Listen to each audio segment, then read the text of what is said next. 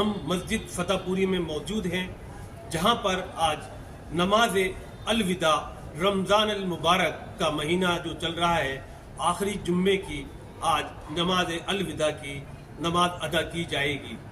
इस टाइम मस्जिद फतेहपुरी में बद इंतज़ामी का पूरा इंतज़ाम है और इसका जिम्मेदार दिल्ली वक्फ बोर्ड है।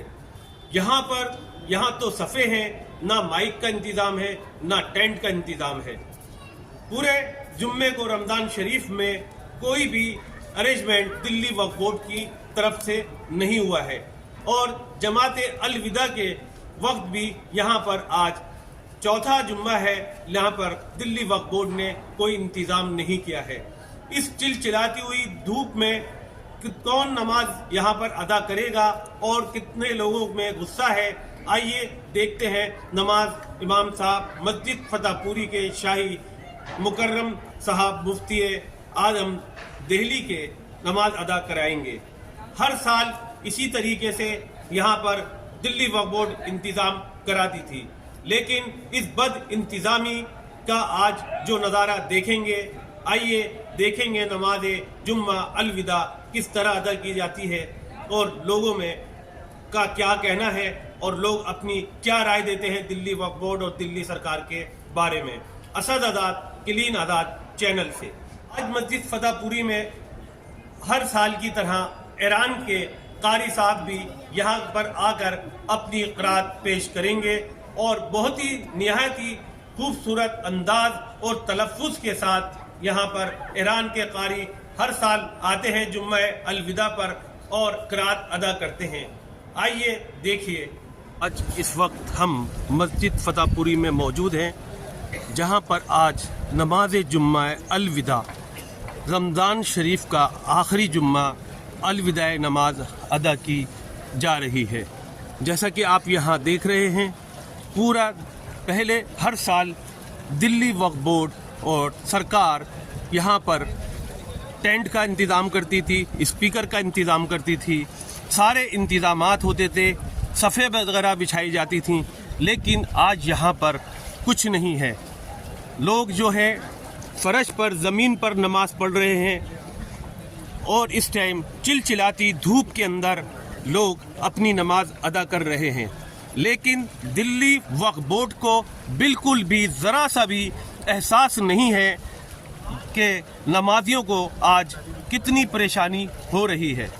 कुछ लोग अपनी जान नमाज लेकर नमाज यहाँ अदा कर रहे हैं, लेकिन यहाँ पर कुछ लोग बाहर दिल्ली से बाहर के दर आते हैं और नमाज अदा करते हैं, लेकिन यहाँ पर आज इतनी बद इंतज़ामी दिल्ली वक्फ बोर्ड की तरफ से है।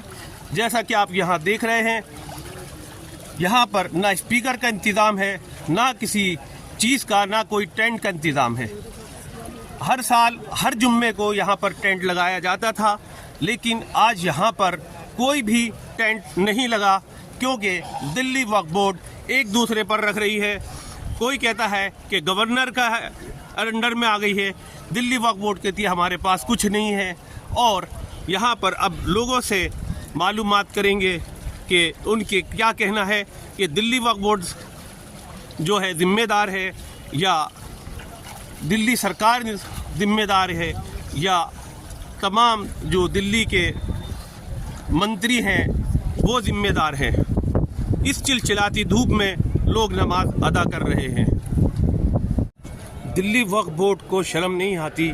जैसा कि आप ये देख रहे हैं, मासूम बच्चे भी चिलचिलाती धूप के अंदर तपते हुए फर्श के ऊपर बैठे हुए हैं, लेकिन दिल्ली वक्फ बोर्ड को बिल्कुल एहसास नहीं है कि यहाँ छोटे छोटे मासूम बच्चे नमाज अदा करने के लिए आए हैं। और इस टाइम आप फर्श पे चलेंगे तो बहुत ही ज़्यादा पैर जलते हुए हैं, लेकिन अल्लाह ने तमाम मुसलमानों को बहुत सब्र दिया है कि वो नमाज अदा कर रहे हैं इस चिलचिलाती भी धूप में, और इनको किसी भी चीज़ का, दिल्ली वक्फ बोर्ड का या किसी भी चीज़ का एहसास नहीं है, क्योंकि अल्लाह की दरबार में इन सब हम मुसलमानों को नमाज अदा करनी है, लेकिन दिल्ली वक्फ बोर्ड को शर्म नहीं आती।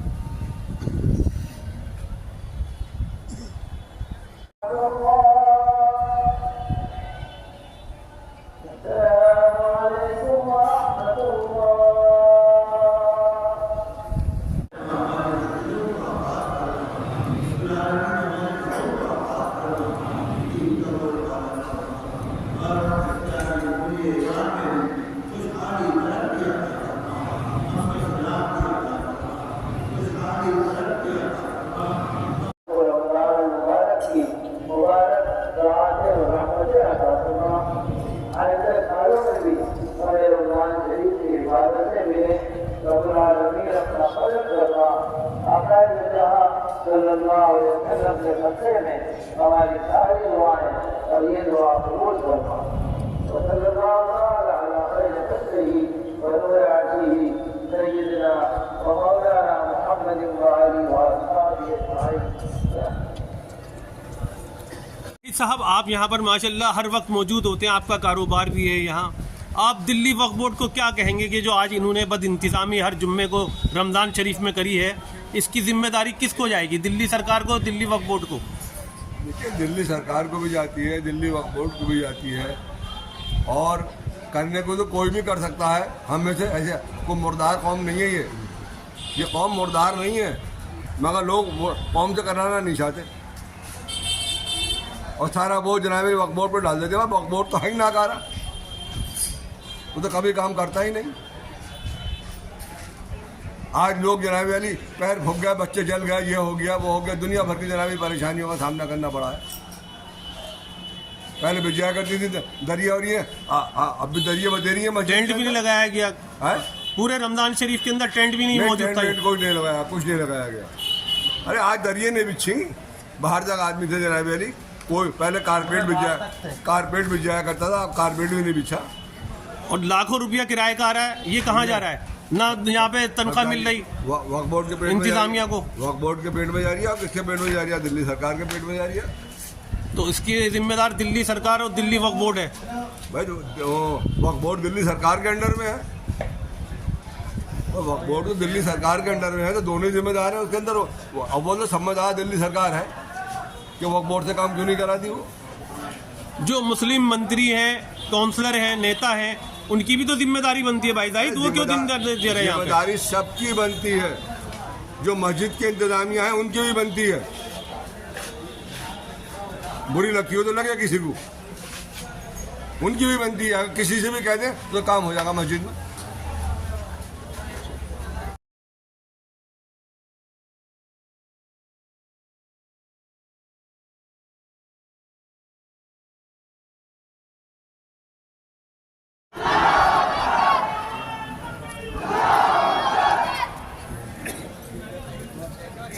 लेकिन अभी भी वो रेजोल्यूशन पास होने के बाद भी इजराइल नहीं मान रहा है हमले करने से। नहीं, ये सिर्फ दिखावे के लिए है, सिर्फ। अच्छा, सिर्फ जो है दिखाव के लिए है, और कुछ नहीं है, सिर्फ दिखावा। उस दिन से यही सब हो रहा है भाई साहब। उस दिन से हुआ क्या? उस दिन से सारे ये जितने अपनी इस्लामिक कंट्रीज हैं कितने पास कर दिए उन्होंने प्रस्ताव। क्या कर रहे हैं? तुर्की, ये सऊदीया, कतर, ओमान क्या कर रहा है?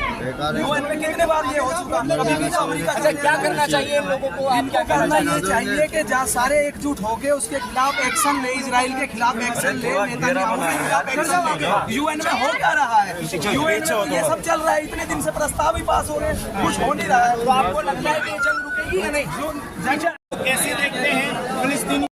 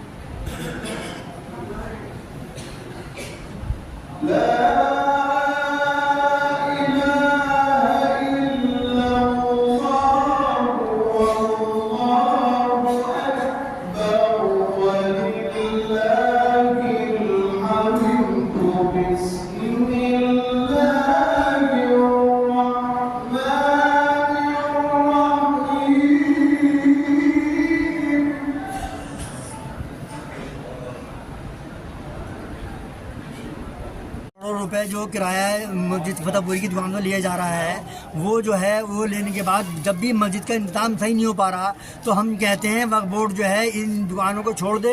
हमारे कौम के अंदर एक हम अभी कमेटी बनाएंगे, पूरे इलाके वालों की जो जिम्मेदार लोग हैं उनकी कमेटी बनाएंगे।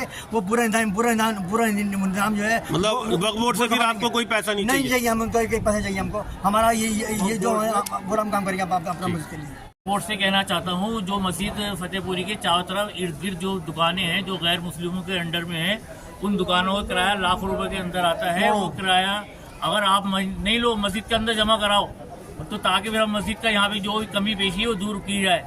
आप लोगों की तो जेबें भर रही हैं, आप लोगों की तो कोठियाँ बन रही हैं। मतलब ये है कि मस्जिद का इंतजाम माकूल किया जाए। ये मस्जिद फतेहपुरी नहीं, जामा मस्जिद भी है और मस्जिदें भी जो आपके अंडर में आती हैं उन मस्जिदों को भी देखभाल होनी चाहिए। दिल्ली वक्फ बोर्ड है और हमारे जो मंत्री हैं वो मंत्री भी कुछ नहीं कर पाए। मतलब कम से कम यहाँ आके देखे तो सही क्या हो रही है क्या नहीं हो रही है। अब इलेक्शन आएगा तो सब आने शुरू हो जाएंगे। इलेक्शन का क्या नाम है मंत्री जी का? मंत्री जी इमरान हुसैन है, काउंसलर हमारे सादिक साहब है। कम से कम ये मस्जिद के अंदर आके देखते हैं किस कदर लोगों ने परेशानी उठाई है। अल्लाह ही बस अल्लाह ही जानता है किस तरह सिजदे करें इस गर्म फर्श के ऊपर। और ईरान के जो आए हुए थे वो फर्श के ऊपर ऐसे चले हैं, बस कुछ कह नहीं सकते। हमारी बेइज्जती है इसके अंदर। और इमरान साहब जो है ना और मंत्री साहब सब आने शुरू हो जाएंगे। अब इलेक्शन आएगा तो इंशाल्लाह इलेक्शन में पता चलेगा केजरीवाल जी को। केजरीवाल जी कहते हैं ना हम साथ हैं, साथ कहाँ हैं? यहाँ पे आन के कम से कम देखते वक्फ बोर्ड देखती। वक्फ बोर्ड ने भी कुछ नहीं देखा। ना यहाँ दरिया है ना चांदनी है ना कुछ भी नहीं। यहाँ शामियाने लगते थे, शामियाने तक के नहीं। परेशान हो गए। चिलचिलाती धूप में भी लोगों ने मस्जिद फतेहपुरी में शाही मुकर्रम साहब के पीछे, इमाम साहब शाही मुफ्ती मुकर्रम साहब के पीछे नमाज अदा की। जैसा कि आपको मालूम है कि दिल्ली वक्फ बोर्ड के जो ये हालात हैं बहुत ही अफसोसनाक हैं। इस चिलचिलाती धूप में तमाम मुसलमान भाइयों ने भी सब्र कर नमाज अदा की।